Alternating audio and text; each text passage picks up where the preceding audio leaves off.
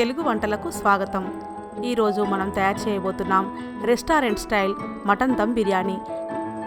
దీన్ని ప్రెషర్ కుక్కర్లో ఎలా తయారు చేయాలో ఇప్పుడు మనం చూడబోతున్నాం. ఇప్పుడు దీనికి కావాల్సిన పదార్థాలు, తయారీ విధానాన్ని ఇప్పుడు చూద్దాం. ముందుగా కావాల్సిన పదార్థాలు: కారం 2 టేబుల్ స్పూన్లు, ఉప్పు రుచికి సరిపడా, పసుపు 1/2 teaspoon, biryani masala 1 teaspoon, ధనియా powder 1 teaspoon, garam masala 1 teaspoon, అల్లం వెల్లుల్లి పేస్ట్, పచ్చిమిర్చి, నిమ్మకాయ, బగారా దినుసులు, డ్రై ఫ్రూట్స్, కొత్తిమీర, టమాటాలు 2 పెద్ద ముక్కలుగా కట్ చేసి పెట్టుకోవాలి, ఆయిల్ 4 టేబుల్ స్పూన్లు, నెయ్యి 1 టేబుల్ స్పూన్, పెరుగు 1 cup, fried onions 1 cup, biryani rice 1/2 KG, mutton 1/2 KG. ఇప్పుడు తయారీ విధానాన్ని చూద్దాం. మటన్ని ముందుగా శుభ్రంగా కడిగి కుక్కర్లో వేసుకోవాలి. అందులో 2 టేబుల్ స్పూన్ల కారం, రుచికి సరిపడా ఉప్పు, 1/2 టీ స్పూన్ పసుపు,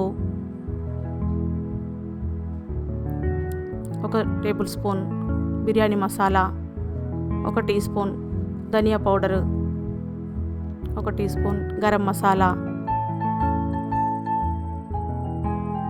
అల్లం వెల్లుల్లి పేస్ట్,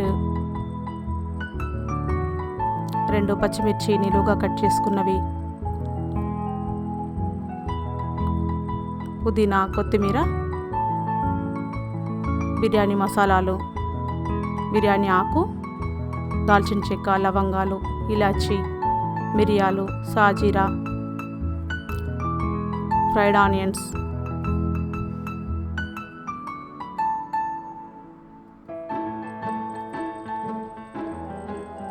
రెండు టమాటాలు పెద్ద ముక్కలుగా కట్ చేసుకున్నవి, డ్రై ఫ్రూట్స్,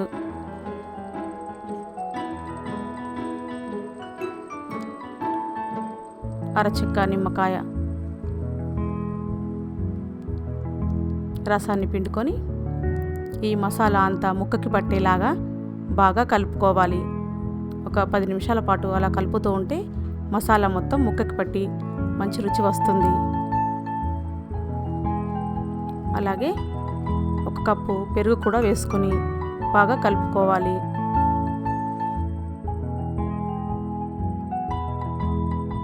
ఇప్పుడు మనం పెరుగు కూడా వేసుకున్నాం కదా, ఇది కూడా ముక్కకు బాగా పట్టేలాగా కలుపుకోవాలి. తర్వాత హీట్ చేసిన ఆయిల్ వేసుకొని ఇంకొక 5 నిమిషాల పాటు బాగా కలుపుకోవాలి.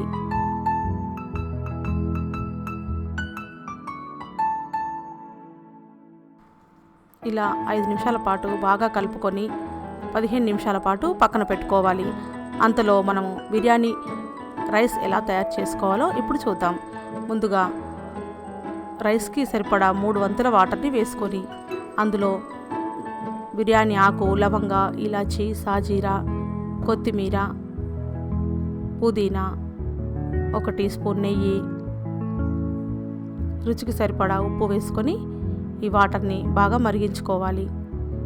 ఈ మరిగించిన వాటర్లో ముందుగా నానబెట్టుకున్న బియ్యాన్ని వేసుకొని 3 వంతులు అన్నం ఉడికేదాకా ఉడికించుకోవాలి.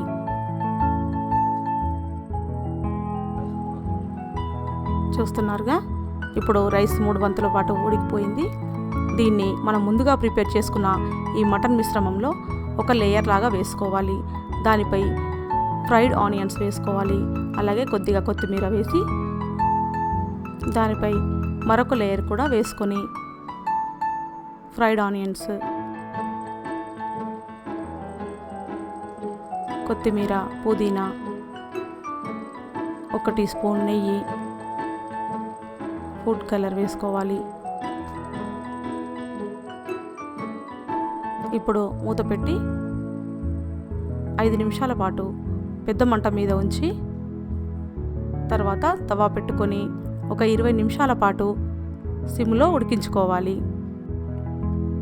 ఇప్పుడు ఆవిరి పోయేంత వరకు ఉంచి మూత తీసుకోవాలి. చూస్తున్నారుగా చాలా చక్కగా రెడీ అయిపోయింది. అన్నం చాలా పొడిపొడిలాడుతూ తయారైంది. దీన్ని మీరు కూడా ట్రై చేసి మీ ఇంటిల్లిపాది ఆస్వాదిస్తారని ఆశిస్తున్నాను. దీనిపై మీ అభిప్రాయాలు, సూచనలు మీ కామెంట్స్ ద్వారా తెలపండి. మరిన్ని వంటల కోసం తెలుగు వంటలు ఛానల్కి సబ్స్క్రైబ్ కాగలరని ఆశిస్తున్నాము. ధన్యవాదాలు.